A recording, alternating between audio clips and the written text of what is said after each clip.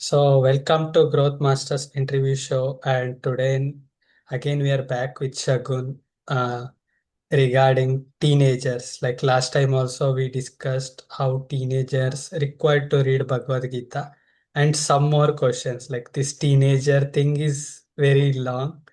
So, some more questions I have put for Shagun. So, welcome, Shagun, back again. Thank you so much, Shashank. It's a pleasure being here.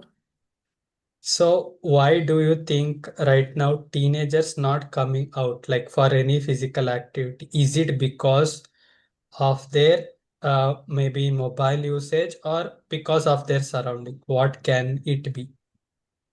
Right. See, what I feel is if we talk about teenagers not coming out for physical activities, it's not about that they do not like doing any physical activity.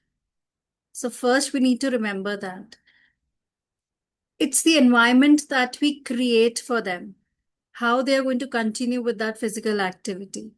If we tell them without being skillfully, we're just telling them to go out and do some exercise, you need to do some exercise. Or if we start talking about their weight, because that is a time when children also, increase their weight or maybe decrease their weight because of their appetite. So if we tell bluntly to them that you have to do the exercise because of this reason, nobody likes to do it. Even we do not like to do it for such reasons. But if you make movement fun, if you put the same thing in your daily schedule and make it fun for them, of course everybody's going to do it. If you have this daily habit of going for a walk, even your child can accompany you because your child is watching you. Maybe few days the child will say no, but you have to be very much skillful in speaking to the kids. What you can do is instead of telling them forcefully, you can just tell the benefits of how do you feel when you go out and exercise, when you go out for a walk. So when you do it in that way, things work. Creating the environment is very important. And secondly, screens, of course, it adds on to so much of stimulation. If they're always around screens and there are no boundaries regarding screens, we're also going to talk about different kinds of boundaries later in our talk. They will not understand the difference. They will feel that instant gratification that they're getting from screens, especially during teenage years. If we talk about what do they watch, if we talk about boys, majorly gaming.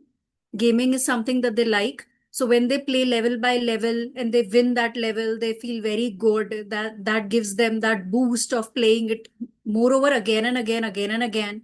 If we talk about girls, I feel they are more into social media sites, Instagram and all. And when you post a picture, how many likes did I get? How many comments did I get? Who has seen my story? Who has seen my post?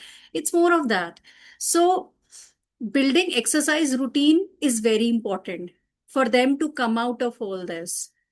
So again, coming back to the same point, they will enjoy doing it, but you need to create an appropriate environment for the same. Yeah. So as you mentioned boundaries, so parents should boundaries like put boundaries in what way? Like because it may also hurt them or like in what ways or in what things there should be a boundary and it should not feel for them also like no they're putting because of this or that. Right, right. So boundaries shouldn't seem like, restrictions and punishment. It should it should seem like a way for them, a guiding way for them. We need to see boundaries in such a way, you know. When you put healthy boundaries on a child and don't put that boundary once the child has done something. Okay. Boundaries need to be put prior. Prior means, for example, you need to set a boundary regarding screen. Just an example I'm giving. So once they are into too much into screen, they're addicted now. And now you're trying to snatch the phone back. And now you say that, you can only watch it for 1 hour, 2 hour. So that ways boundaries do not work. Boundaries are clear instructions, and conversations that you have with them. And you make those boundaries in the initial years when the child is young, we can make those boundaries ourselves. But when the child has grown up, you can sit with the child and make those rules. Boundaries are basically rules. You can make those rules with the child together, sitting. For example, you talk about screen. You ask the child, okay, how many hours do you want to watch?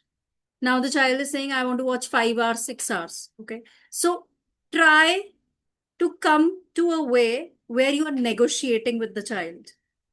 5 hours if you watch, do you think it's okay for you? The conversation should go like that. Do you think it's okay for you to watch 5 hours? Do you think there will be any side effects or it's okay? Maybe the child is going to come up with some point in that case. Similarly, for the food as well. If the child eats too much outside food, too much junk food, talk about the negative effects of that. And boundaries are very, very important. Along with boundaries, even freedom is important. But boundaries are set rules.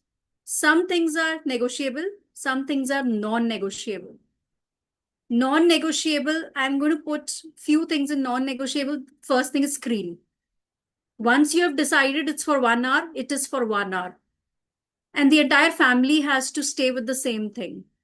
It shouldn't be one has given for 1 hour and that person is out, and the other one who's at the back, that person is giving for 2 hours. Dadi is giving for 2 hours. Mama has said for 1 hour, but Dadi is giving back for 2 hours. Then there is no boundary. Then the child knows from whom I have to take the advantage. So strict boundaries should be put. If the child is young, you can put those boundaries yourself.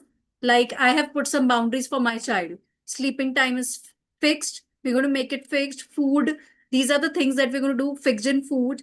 These are the things that we're going to do in playtime. So these are few things that needs to be fixed. Every day we have to learn something, anything that you can learn.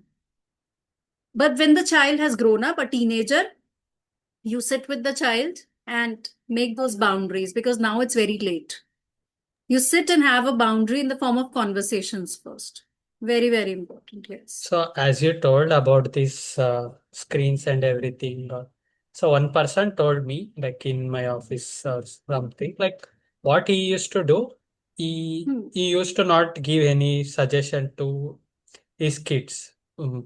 He used to call them, just make them sit, and he used to watch some YouTube documentary, which is Right. related to the addiction of screens, whatever he feels that needs to be conveyed. So what happens when the child sees that and they only watch, means they watch and they understand. So how is that? Is it also a good way? Instead, you tell him. Yes, I feel good in some way, but sometimes it can backfire. The child is thinking, that they're showing me, deliberately that I should not see. Sometimes it can backfire, but yes, once in a blue moon, you're using that thing, like we do it for stories also. If I want my Mm, child to inculcate a value, instead of telling my child, you should have kindness, I'm going to tell in the form of a story. mm, mm, mm. Okay. So yes, it works. It works. It can work. So why do you think most of the teenagers are right now addictive? It can be YouTube, Instagram. I see like most of the like in Saturday, Sundays, you see, right? Every time the college is left or school is left soon, they come and start making reels. I have seen like near my Right. home, there is school and college. So they come and they record something and do. So is it because they want something or they're addicted? Like, why do you think this addiction has come? Depends on what they're actually wanting to get out of social media. Social media is something that can be used in only two ways, I feel, as per my own experience. One is either you can be a consumer. You are just consuming, consuming, consuming. And likewise, when you put some post or reels or videos, when you're adding to your accounts, you just want to see how many people have seen your videos, how many people have liked your videos, how many people have commented on your videos without any purpose. Because it gives you that pleasure. Because that pleasure hasn't come from anywhere else. You haven't worked enough on your own self that you need that pleasure and that feeling of, approval from outside world. even if you're getting it by just posting one photograph. So, and of course, social media is something that releases dopamine like anything. That's a happy hormone. So it releases that hormone like anything. So instantly you get it. You're not left with anything, you know. On the other hand, I feel that they're addicted, yes, but they can also be addicted in a good way. Addicted in a good way means while they are using the social media for not consuming, but creating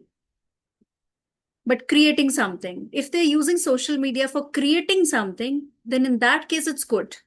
They're using it for learning, they're using YouTube for learning, they're listening to podcasts. So, in that way, it's good. You're spending your time, you need to be mindful. It's very important. And I feel that comes for every person, it comes at a different time. For you, it might have come on a different time. If I ask you, then that what was your, kind of age when you were mindful about things? Especially, I don't feel we were really mindful in our school times. Were you? Was there anyone to guide you during that time? Actually, there was very less access, but Right, I used to get very less access. I used to do more, like, because I used to get maybe let's take 1 hour, 2 hour.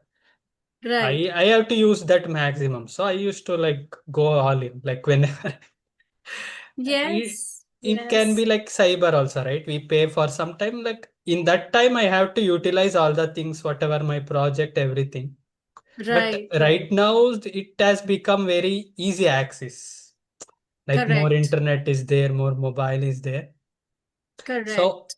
mindfully, I thought, I think after my maybe after joining job and after learning about this, like why, how it affects, still then I was also little more only watching. But why I am watching, I don't know. Like as you told, some hormones and Hmm. some escape from something, or most of the time it used to happen Right, like that. right. So it takes time to be mindful about it. It takes time. It depends on your environment. It depends on your inner consciousness when that gets alive, I feel. And when you feel that's the right time. If I talk about myself, when was I mindful about everything around me? When I was more than 30 years of age. Before that, I was not aware of anything. So if we talk about teenagers, it's very important for the adults to grow themselves.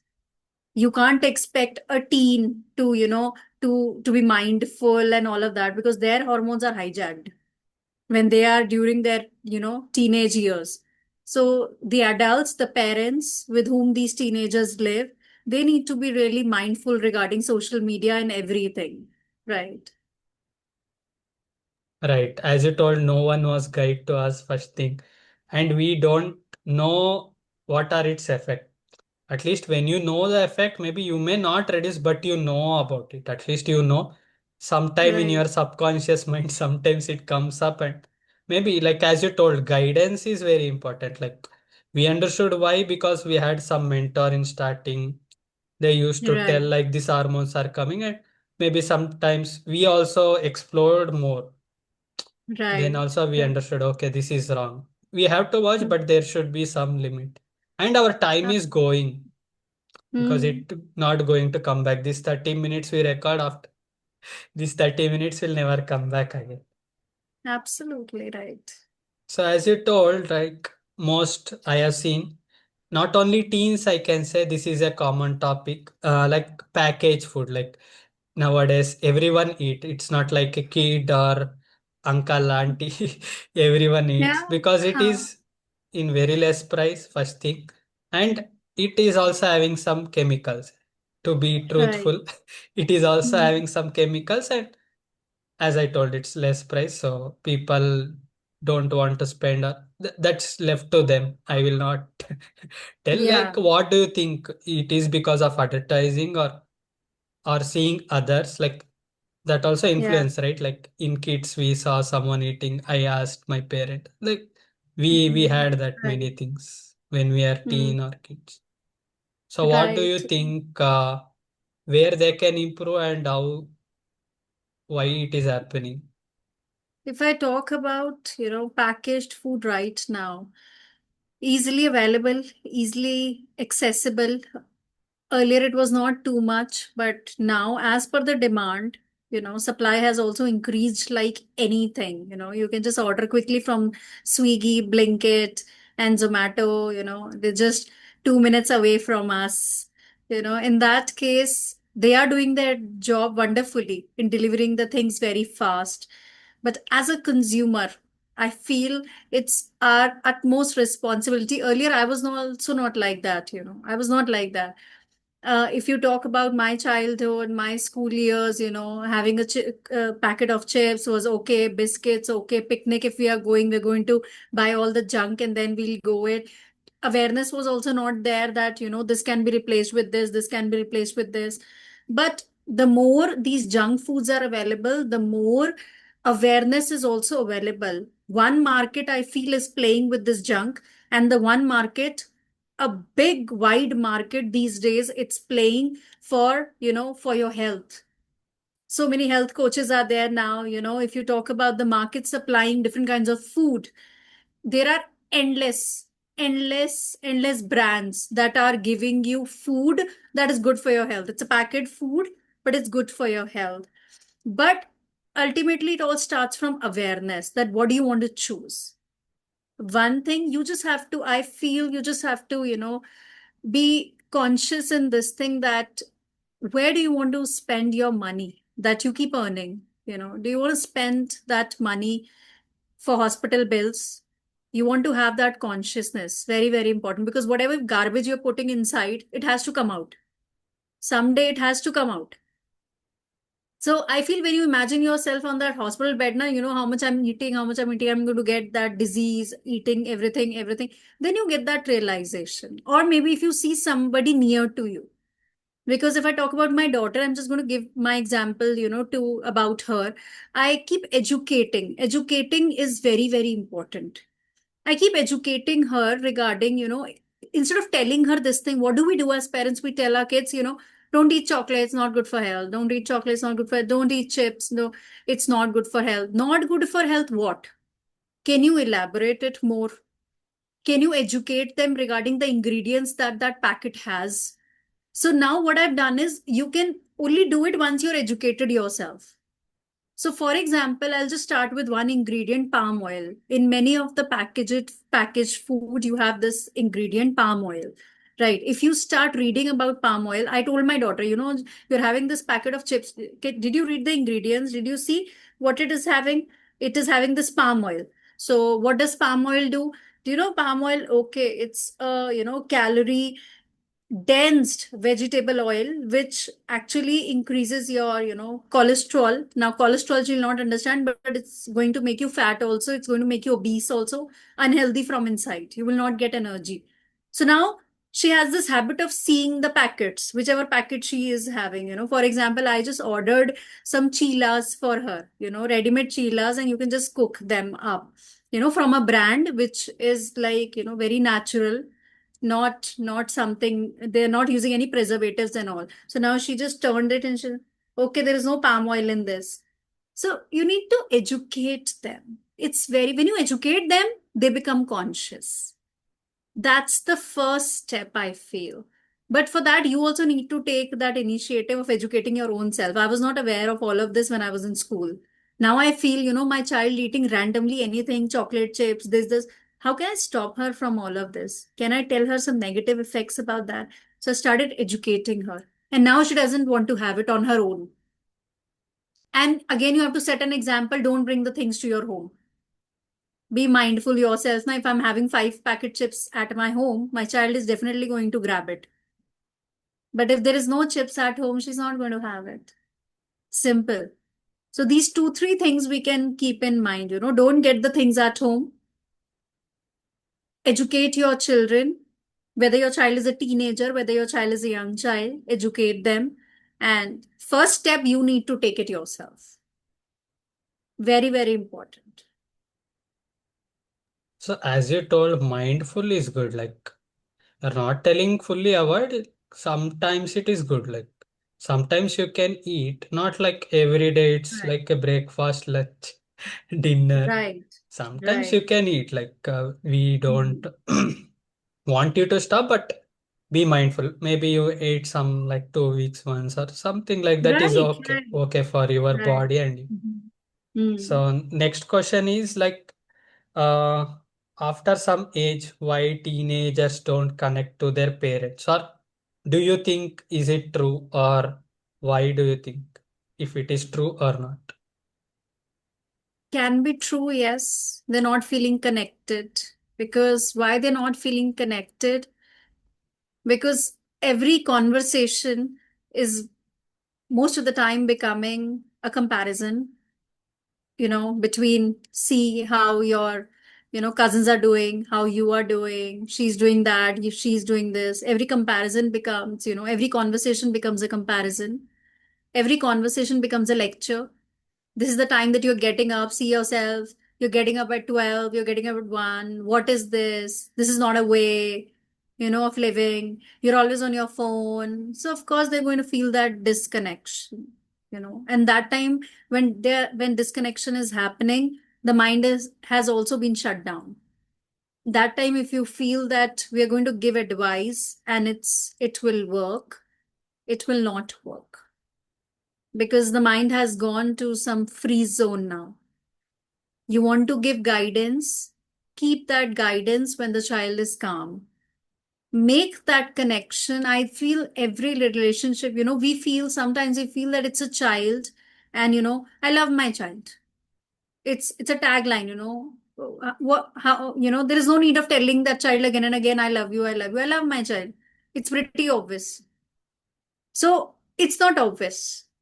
Every relationship, just like every plant needs water, every relationship needs water, whether it's a child or a parent relationship. You have to nurture it. When you nurture it, the child feels connected. How can you nurture it? You don't need 5 hours for it. Every day, 10 minutes, irrespective of the child's age. Keep your phone out. Out means out, in the almirah or outside the room. And just be with that child. Slowly, slowly, you will not even realize those 10 minutes are adding to that great connection that you're going to have with your child. Very, very important. Now, if I talk about my children, I spend very less time with them. I don't spend, so much time with them. But whatever time it is, most of the time it's a quality time only. Whether it's 10 minutes, whether it's 5 minutes. So that connection needs to be there. Otherwise, they are going to feel that my parents don't understand me.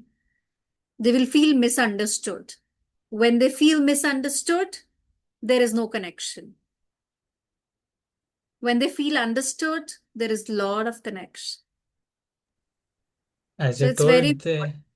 they may assume something or they feel left out means it can be in Yes, every relationship. If they feel left out with some friend, you know it is easy to escape from that friend because he's coming only in right, school or somewhere. They will not meet right. like this relationship because they don't have any option because they're staying in a single home and they are all But still they together do it. But still they go back in their room and they don't want to come out. Most of the teenagers, that's the biggest shut reason. down and like as you told gaming something they will do all day and they come for Yes, dinner. yes. So next question is like as you are also teaching Bhagavad Gita and other things. So do you have seen any kind of desires that teenagers are giving energy right now, like in current situation, and which they have to give and which they should not for now, like in their age, which is good and which is bad? Right. So if I talk about the desire that's coming from inside, any desire that helps a teenager to grow, to serve, okay, to contribute in whichever way they can. This is something that I'm seeing in kids these days. I go to school also, in school also, children want to do something. They want to grow. So anything that helps them to grow, it's a good thing to do. Irrespective of I'm going to give you an example of a child. There is one child in my school. She is so good in music, so good in music. I just can't tell you, And her parents are not too supportive towards music. They're like, you can become a teacher and open an institute and all of that. Don't go into this music. And she has been, so passionate about music. They are not helping her to join some classes also. She's learning on her own through YouTube and everything. Instruments also she plays, guitar and all. And why I'm giving the example of this child, that if you're so good in music and your parents are not supporting, don't feel that that's not the right track for you. That's not the right desire. That's why I'm giving this example. If the desire is coming from inside because she's so passionate, every day she practices, irrespective of she has to listen so many things from her parents also, but she is still continuing it. So that means it's a gift that's been given by God, and it's your duty to nurture it. As teenagers, what we expect, we keep expecting support, support. My parents should support me. My parents should support me. And we leave our things, but we should get our support. We do it vice versa means we want our parents to support us, and then we leave our things also. I will leave music because my parents are not supporting. I will leave music because my parents are not supporting, although that's a gift that's been given by God. I know it, but I will leave it because my parents are not supporting. Not true. Not true. If this path is giving you pain, that doesn't mean it's not good. It's good for you. Go for it. Keep doing your things. They will support you eventually. Don't keep asking for support. Don't demand that support. You keep showing that in your actions.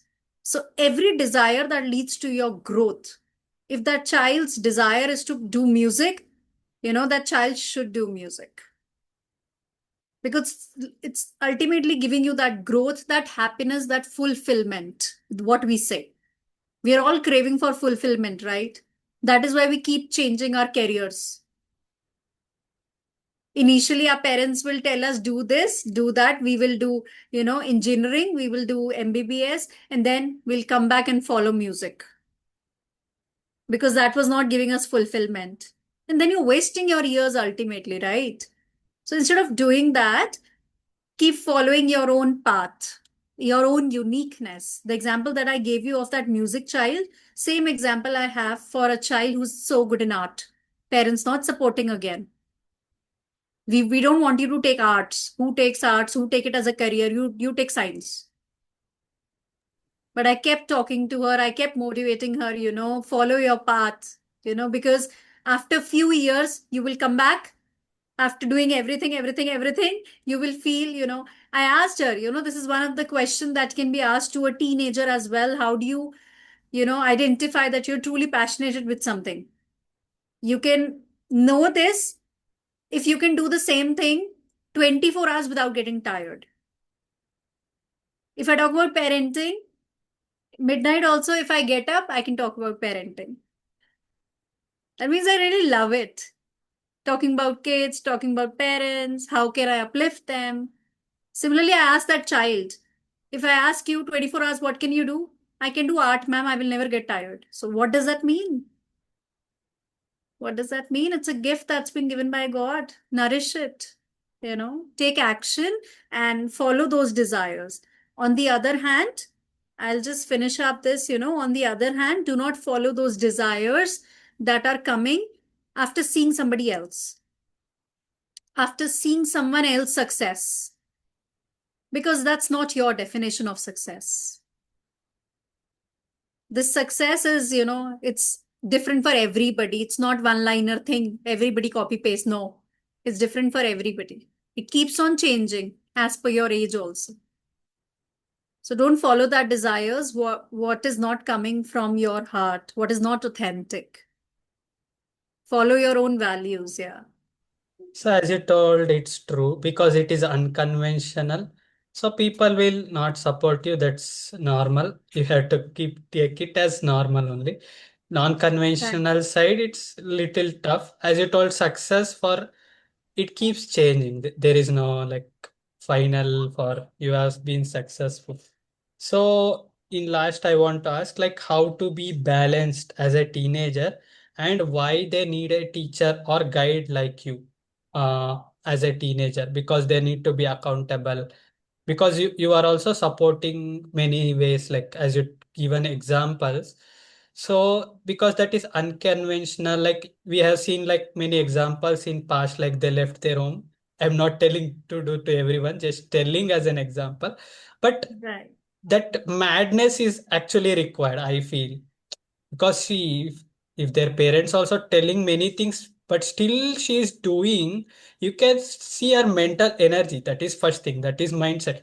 You tell anything, I am going to do. Like that first thing should come. Like because most of the people, oh, my parents is scolding, I will stop. That is also Yes. very important. So how you can tell how to be balanced and why they need a guide like you. Right. So if I talk about being balanced, it's very important for teenagers to be balanced in all the areas of life. And what are those areas? Number one, that's important for them is their learning. Okay, majorly called as studies. Okay, it can be learning in, I really do not connect with this word studies. It feels very heavy to me. Study, you go there and study, you go there and study as if it's a punishment. I rather connect with the word learning. I use the same at my home as well. Did you learn anything new? So this way you connect better with whatever you are, learning. Secondly, one thing I just mentioned is their learning. Second thing is their hobbies. Third thing is their relationships with everybody. Fourth thing is their emotions. Fifth thing, what are they doing for their body, physical activities? Next thing that I would say is what are they doing for their mind? What kind of information they're putting in their mind? Each next is sleep. So there are these 8 to 9 elements that you need to take care of. Because if one element overpowers the other and one is only ruling, the other one you're neglecting, it's not a balanced thing. I generally ask kids in my school as well, where do you spend most of your time? Okay, 7 to 8 hours in school. After that, 1 hour we go back, we have our food, then we go to tuition classes for 3, 3, 4 hours. If I talk about senior kids, 9, 10th graders, 3, 3, 4 hours tuitions. Ma'am, evening time we come back. Evening time, I don't know what they do for that half an hour time when they might be coming back. Then, ma'am, dinner. Then we do homework. Then we sleep. So, how are you nourishing yourself? You need that nourishment at every step of your life, irrespective of your age. So, take time out for everything. How can you do it for everything? It's not about giving 4 hours for everything. It's just about being mindful in your own actions. For example, you're coming back from your classes. Instead of watching TV, that's going to drain you more. Can you replace that action? Everybody has good amount of time. We can't tell this, ma'am, I don't have time, I don't have time. Can you replace that TV time with walk time? Can you see the difference in your energy? So the balance should be there in all the areas. There are some kids, I'll give you example of these studies. There's some kids who will just study for whole day. There are some kids who will just pass their time for whole day. They will not even see what is there to learn. And there are some kids who are not even following their hobbies and passion because of school homework, because of this, because of that. But then you drain yourself at some point of time, no?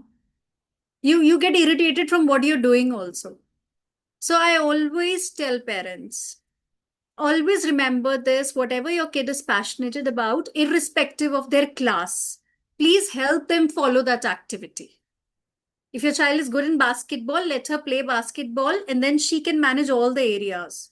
And children who are doing it in this way, they manage really well because they're doing the work that they like and all the areas they're managing really well. So that's one thing. Secondly, what was the last question that you asked me? One was about balance, and the So last one next was was? about why they need a guide or teacher Okay, like yeah. you. Right, right. So why do they need a guide? because I feel everybody needs that blind spot, you know. I really love, you know, Bhagavad Gita, and I try to follow it in my own life. And I feel each one of us is, you know, Arjun. That is why that Bhagavad Gita is written, so that we can take inspiration from the life of Arjun, you know. Even he needed that clarity which he has taken from God. So it was not that he lacked any motivation. He was not seeking for any motivation. He was seeking for that clarity. Motivation we can see from videos also. We can motivate ourselves. When we see any YouTube video, we feel motivated. But clarity comes only when you have a guide, a teacher, a mentor, or a coach. You can name it anybody. And very, very important, somebody who has lived that path on their own. You need to be very mindful about choosing your teacher as well. You know, somebody to whom you can connect, somebody who has gone through the same kind of journey, somebody who has lived that journey, because with the help of that teacher, you will be able to shorten your learning process. Your journey, if the teacher has done same thing in 5 years, you will be able to do the same in 2 years because she can guide you better on that. And also, I would say that because even I have many of my teachers, and I truly believe this, you know, we feel lost, you know, in our journeys. And when we feel lost, a teacher is someone, you know, who sees our potential, who sees our hidden potential that we are also not able to see. Sometimes we feel drained, you know, we're not able to do it. And then we get that push from the teacher, no, you can do it, come on. Then we're able to sail through it. So I feel we need that constant guide who has done it. And we can't expect the same guidance from our parents because they are working from their operating system is working as per their own experience. They have good intention. I'm not saying every parent's intention is great for the child, but the actions, it might not come in the same way, the way the child should receive it, I feel. It can only come through a teacher or a guru. This is my own experience, you know. If I want guidance on something, my parents are really good.